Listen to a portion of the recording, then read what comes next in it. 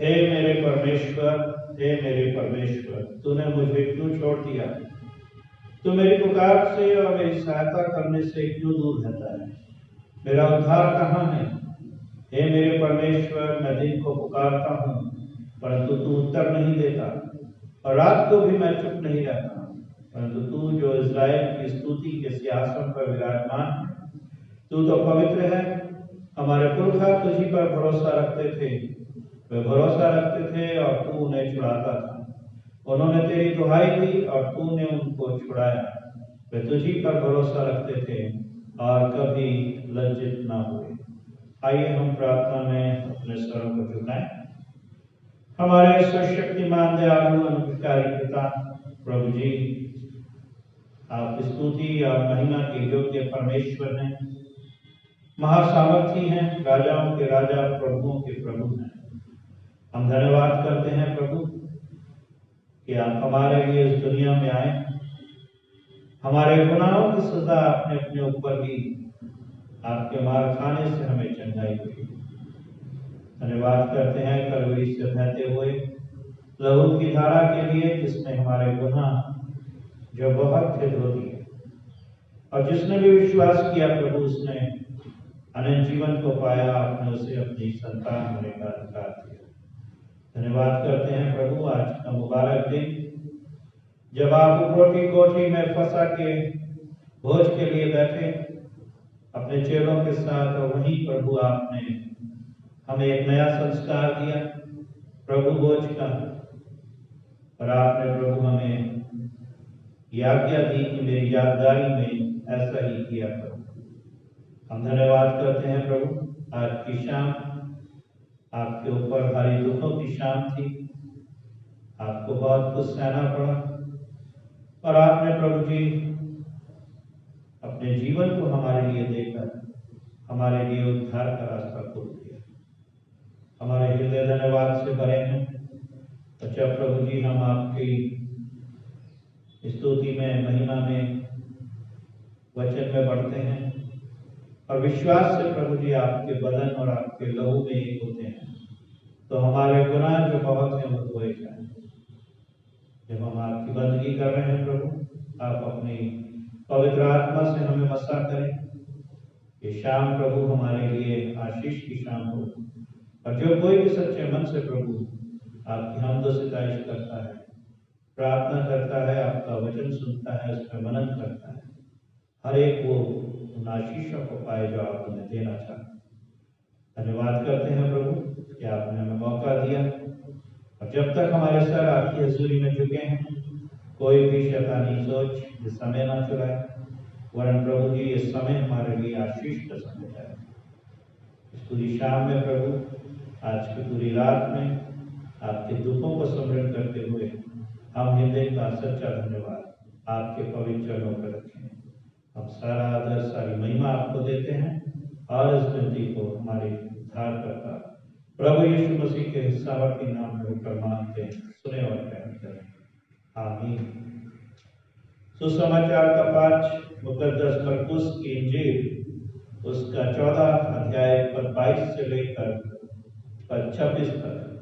यहाँ प्रभु यीशु क्रिस्त के सुसमाचार को इस तरह से लिखा गया है। जब वे खा ही रहे थे, उसने रोटी ली और आशीष मांग कर तोड़ी और उन्हें दी और कहा, लो ये मेरी देह है। फिर उसने कटोरा लेकर धन्यवाद किया और उन्हें दिया, और उन सब ने उसमें से पिया। और उसने उनसे कहा, ये वाचा का मेरा वो लहू है जो बहुतों के लिए बहाया जाता है। मैं तुमसे सच कहता हूँ कि दाखरस का रस उस दिन तक फिर कभी ना पीऊंगा, जब तक परमेश्वर के राज्य में नया ना पीऊं। फिर वे भजन गाकर बाहर जैतून के पहाड़ पर गए। ये प्रभु यीशु क्रिस्त का सुसमाचार है। प्रभु यीशु क्रिस्त की स्तुति हो। आमीन। आइए हम प्रार्थना करें आज के वचन के लिए। हमारे दयालु पिता, एक बार फिर हम धन्यवाद करते हैं कि आपने अपने वचन की आशीष से हमें मसा किया है, और जब हम आपका वचन पढ़ते हैं, उस पर मनन करते हैं, संसारिक ज्ञान, संसारिक बुद्धि से हम उसे नहीं समझते, क्योंकि जब आपका पवित्र आत्मा हमें छूता है तो प्रभु आपके वचन से हम आशीषित होते हैं। आज की शाम प्रभु जी आपके वचन पे मनन करने की हमें तैयारी दें, समझ और बुद्धि दें, और हमें दें प्रभु के वचन हमारे लिए आशीष का कारण बने, और हम में से हर एक जन प्रभु वचन को सुन के उस पर चलने वाला हो। ऐसी ही हमें आशीष दें, वचन को बांटने की, सुनने की और उस पर चलने की हमें तैयारी दें। धन्यवाद के साथ विनती हमारे उद्धारकर्ता प्रभु यीशु मसीह के सामर्थ्य नाम में मांगते हैं, सुने और ग्रहण करें, आमीन। प्यारे अजीजों, प्रभु यीशु मसीह संसार से प्रेम करने आया और उसने अपने प्रेम को अपने जीवन से प्रमाणित किया। पाम संडे के दिन एक बड़ा विजय उत्सव यरूशलेम की गलियों में मनाया गया, और उसमें देखा कि उसके साथ ही प्रभु यीशु मसीह ने अपने आप को सारे लोगों के सामने, और विशेषकर उन लोगों के सामने जो प्रभु यीशु मसीह का विरोध कर रहे थे, एक चैलेंज के रूप में उनको अपने सामने रखा कि वो अभिषिक्त मसीहा मैं हूं। और दूसरी तरफ यहूदी लोगों ने प्रभु यीशु मसीह का इस्तकबाल किया, खजूर की डालियां बिछाई, मार्ग में कपड़े बिछाए। और ये पूरा हफ्ता उसके बाद प्रभु यीशु मसीह यरूशलेम के मंदिर में जाते हैं, और वहां पर वो देखते हैं कि मंदिर के अंदर प्रार्थना नहीं लेकिन व्यापार चल रहा है। और प्रभु यीशु मसीह को वहां क्रोध आता है, और प्रभु यीशु मसीह उनकी चौकियां पलट देते हैं, और वहां कहते हैं कि तुमने मेरे घर को डाकुओं की खोह क्यों बना दिया। और वो दूसरा स्टेप था जिसने प्रभु यीशु मसीह के क्रूस के रास्ते को और आसान कर दिया, क्योंकि वो मंदिर का जितना व्यापार वहां पे होता था, वो उस वर्ष का जो वहां का महायाजक था कैफा, उसका बाजार था। जब प्रभु यीशु मसीह ने उनके पैसे के ऊपर कुठाराघात किया, उनके व्यापार के ऊपर कुठाराघात किया, तब यह निर्णय और मजबूत हो गया कि प्रभु यीशु मसीह को मारेंगे, मार डालेंगे। और प्यारे अजीजों, प्रभु यीशु मसीह ने ये हफ्ता, उसके बाद के दिन बहुत सी इल्जामों को सहा, और आज का खास दिन जब हम माउंटी थर्सडे के दिन के रूप में इसे मनाते हैं, आज के खास दिन बहुत सारी बातें परमेश्वर के वचन से हमें मिलती हैं कि आज ही की शाम प्रभु यीशु मसीह गतसमनी के बाद में प्रार्थना कर रहे थे, और अपने चेलों से कहा कि जागते रहो कि आजमाइश में ना पड़ो। लेकिन जब वापस आते अपने चेलों को उन्होंने सोते हुए रखा, और वहां प्रभु ने उनसे कहा कि अब सोते रहो। और वहीं दूसरी ओर प्रभु यीशु मसीह इतने व्याकुल थे क्योंकि वो जानते थे कि एक दिन के बाद उनको एक बड़ी शहादत को सहना है, और वो अपने पिता से प्रार्थना करते हैं कि हो सके तो ये कटोरा मुझसे टल जाए, तो भी मेरी नहीं वरन तेरी इच्छा मेरे जीवन से पूरी हो। परमेश्वर का बेटा अपनी इच्छा पूरा करने नहीं आया था, परमेश्वर का बेटा अपने पिता की इच्छा को पूरा करना चाहता है। और वहीं हम देखते हैं कि जब प्रभु यीशु मसीह को यहूदा पकड़ने आता है, क्योंकि यहूदा ऑलरेडी 30 चांदी के सिक्कों के लिए प्रभु यीशु मसीह को बेच चुका है। और वहां पर जब वो पकड़ने आते हैं तो पतरस जो है तलवार से सिपाही का कान काटता है। और वहां भी प्रभु यीशु मसीह इस बात को बताते हैं कि जो तलवार का सहारा लेते हैं वो तलवार से ही घात किए जाते हैं। और प्रभु यीशु मसीह ने उस सिपाही को वहां चंगाई दी, अपने दुश्मनों से प्रेम करने की जो शिक्षा प्रभु ने दी थी, वो प्रभु यीशु मसीह ने वहां पर साबित की। लेकिन इन सब बातों के बाद प्रभु यीशु मसीह ने अपने 2 चेलों को कहा कि तुम जाकर फसह की तैयारी करो, पास ओवर फीस्ट। अब जैसा कि हम जानते हैं कि जब प्रभु यरूशलेम में आते हैं और वो पाम संडे के दिन विजय उत्सव का प्रवेश वहां होता है, तो वहां पर हजारों लाखों लोग यहूदी इकट्ठा थे, क्योंकि वो फसह का पर्व मनाने के लिए वहां आए थे। और फसह का पर्व वो इसलिए मनाते थे क्योंकि वो यादगारी थी मिस्र से गुलामी की छुटकारे की। पर आज के दिन उनका वो फेस्टिवल था। और जब प्रभु यीशु मसीह यहूदी धर्म में पैदा हुए थे, यहूदी कल्चर में वो जन्मे थे, बड़े हुए थे, वो भी फसह के पर्व को मनाते थे। और ये आखिरी फसह वो अपने चेलों के साथ उपरोटी कोठरी में जाकर मनाने के लिए बैठते। और वहां पर प्रभु यीशु मसीह ने दूसरा उदाहरण दिया विनम्र सेवा का, कि उन्होंने अपने चेलों के पांवों को धोया और सिखाया उन्होंने कि मनुष्य का पुत्र सेवा कराने नहीं परंतु सेवा करने आया। एक हम्बल सर्वेंट की पहचान प्रभु यीशु मसीह ने दी कि सेवा का भाव दीन और नम्र होने से ही प्रकट होता है। और प्रभु ने गुरु होकर अपने चेलों के पैर धोए और कहा कि जब मैं गुरु होकर तुम्हारे पैरों पर धोता हूं तो तुम भी ऐसा ही करो। और ये बहुत सारी चीजें प्रभु यीशु मसीह ने हमारे सामने रखी कि हम प्रभु यीशु मसीह के जीवन को एक उदाहरण की तरह अपने जीवन का आदर्श बनाएं। मॉन्टी थर्सडे का शब्द जो है observe Thursday before Easter, Easter से पहले का गुरुवार, और मॉन्टी वर्ड का जो मीनिंग है वो है मैंडेटम, जिसका अर्थ है कमांड, आज्ञा। और प्रभु यीशु मसीह ने उपरोक्ति कोठरी के ऊपर आखिरी फसह के ऊपर जब वो अपने चेलों के साथ वहां बैठे थे, तो प्रभु यीशु मसीह ने एक आज्ञा दी। और वो आज्ञा उन्होंने दी, उन्होंने अपने बदन को रोटी का प्रतीक बनाया और कहा कि ये मेरी देह है। और उन्होंने उस दाखरस के प्याले को प्रतीक बनाया कि ये वाचा का मेरा वो लहू है जो बहुतों की छुड़ौती के लिए बहाया जाता है। प्यारे दोस्तों, परमेश्वर के द्वारा से उस महान वाचा को रखा गया जो मनुष्य के छुटकारे के लिए तैयार था। और आज की शाम उपरोक्ति कोठरी का जो वहां पे काम था वो महत्वपूर्ण था। एक नया संस्कार प्रभु यीशु मसीह ने अपने बदन और अपने लहू से हमारे लिए रखा। जो पुरानी वाचा थी वो हमें बताती है फसह की वाचा, कि मिस्र की गुलामी से छुटकारा परमेश्वर के अनुग्रह की, परमेश्वर के प्रेम की वाचा।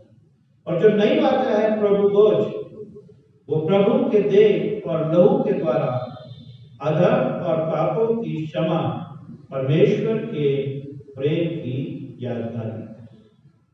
प्यारे दोस्तों, पुरानी वाचा, पुराने नियम का फसह बदल गया नई वाचा, नए नियम में प्रभु की मृत्यु के द्वारा प्रभु भोज। Passover feast convert into the Lord's Supper।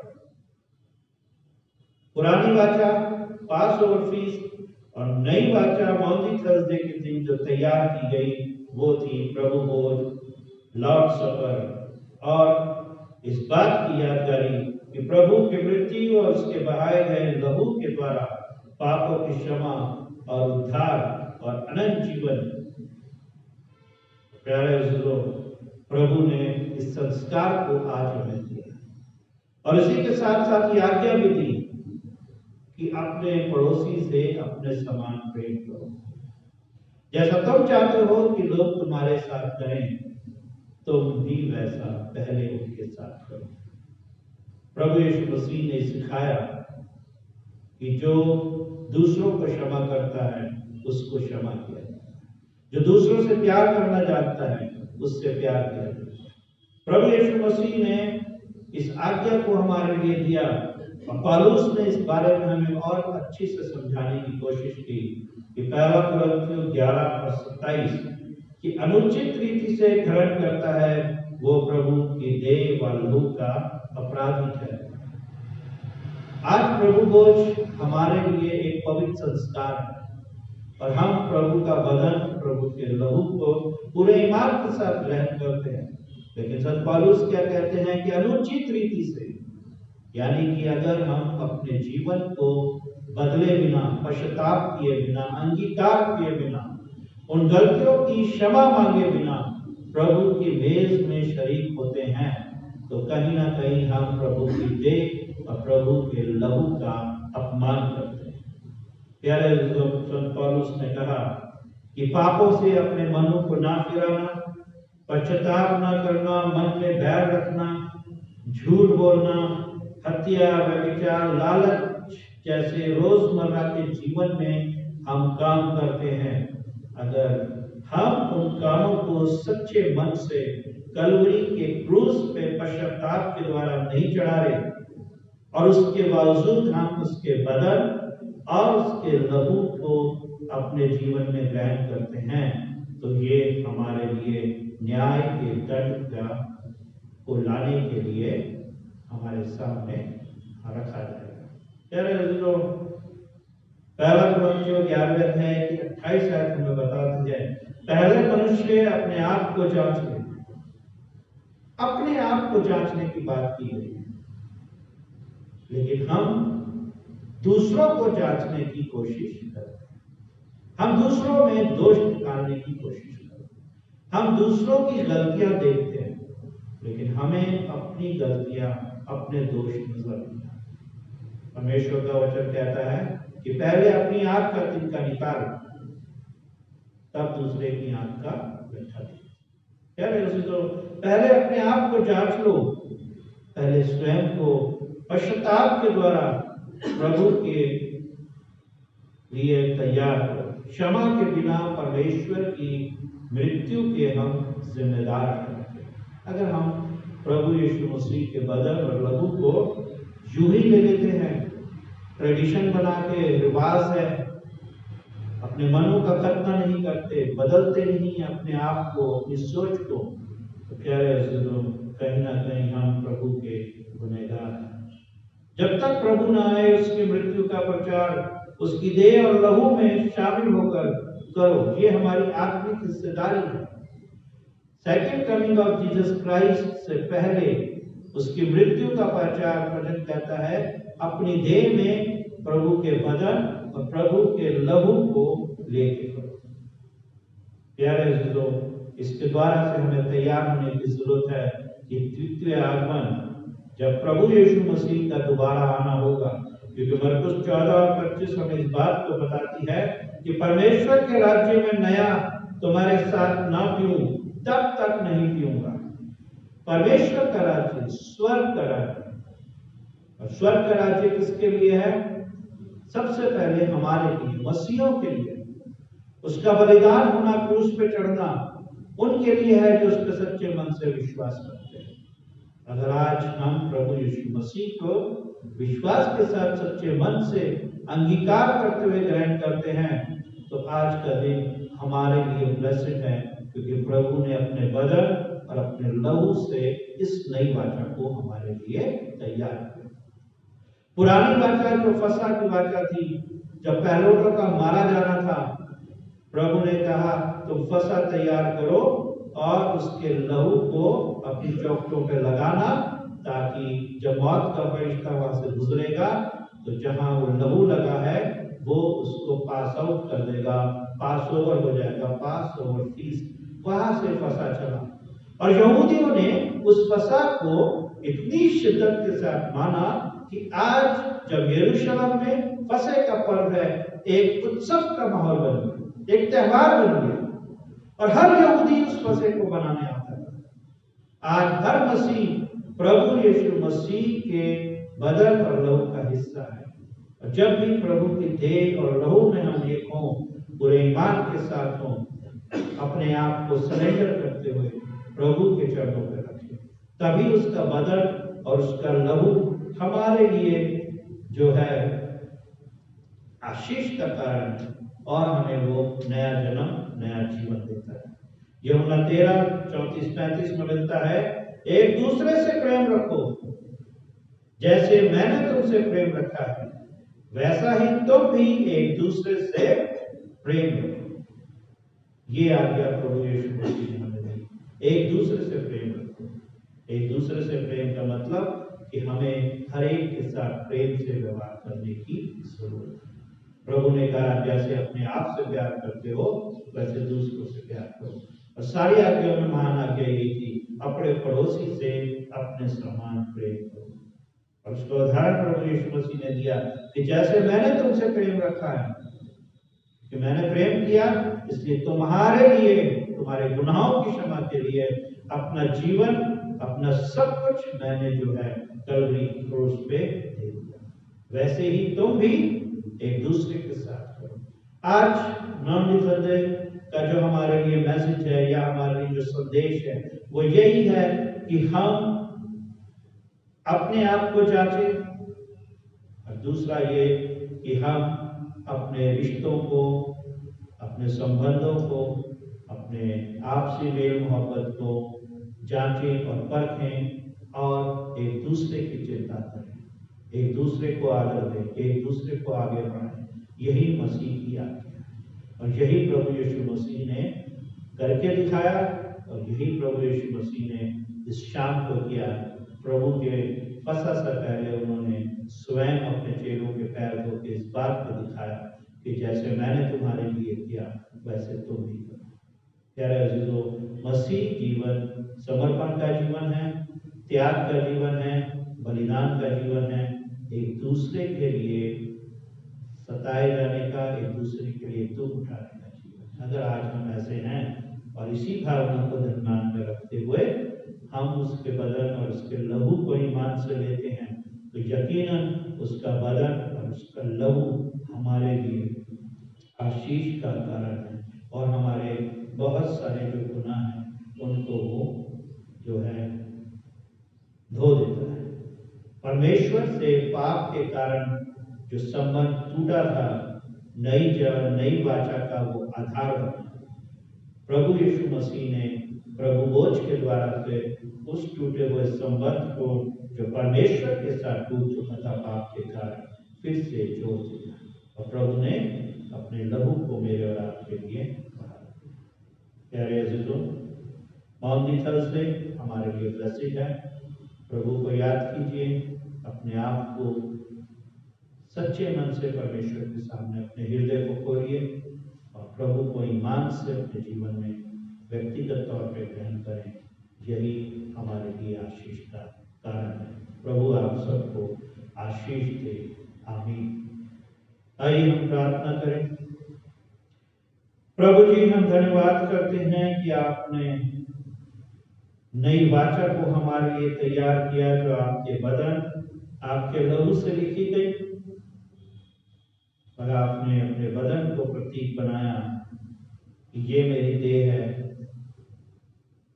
और आपने अपने लहू को प्रतीक बनाया कि ये वाचा का मेरा लहू है जो बहुतों की छुड़ौती के लिए बहाया जाता है।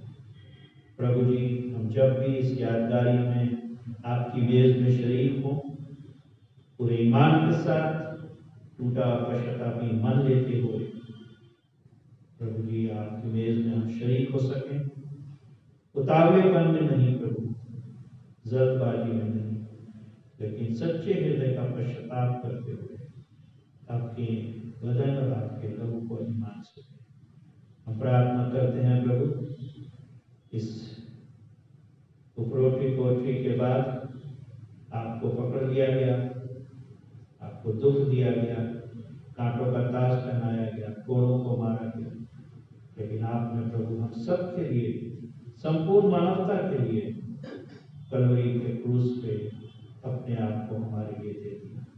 हम हृदय से आपकी कामिल कुर्बानी के लिए धन्यवाद करते हैं। प्रार्थना करते हैं प्रभु, हमें ऐसी तैयारी दें कि हम सच्चे मन से प्रभु विशेष तौर से आपके बदन और लहू के लिए अपने आप को तैयार करें और प्रभु अपने जीवन से आपको आदत दें।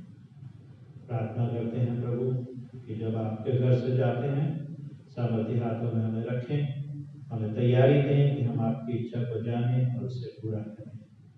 इसी विश्वास के साथ कि प्रभु आप अपने लोगों के बीच हैं, हम सारा आदर सारी महिमा आपको देते हैं और उस विनती को हमारे धार करता प्रभु यीशु मसीह के सामर्थी नाम में होकर मांगते हैं। प्रभु जी सुने और ग्रहण करें। आमीन। आइए हम प्रभु की प्रार्थना को सब एक साथ मिलकर कहेंगे। आए हमारे बाप, तू जो आसमान में है, तेरा नाम पाक माना जाए, तेरा राज्य आए, तेरी इच्छा जैसे स्वर्ग में पूरी होती है वैसे ही पृथ्वी पर भी हो। हमारे दिन भर की रोटी आज हमें दे, हमारे अपराधों को क्षमा कर जैसे हमने अपने अपराधियों को क्षमा किया। हमें परीक्षा में न डाल, जो बुराई से बचा, राज्य पराक्रम और महिमा अब और सदा सर्वदा तेरे हैं। आमीन। हमारे प्रभु यीशु मसीह का अनुग्रह, परमेश्वर पिता का प्रेम और पवित्र आत्मा की सहभागिता हर बच्चे, जवान और बुजुर्ग के ऊपर, पूरी कलीसिया के ऊपर अब से लेकर हमेशा तक होती रहेगी। आमीन। सबको जय मसीह।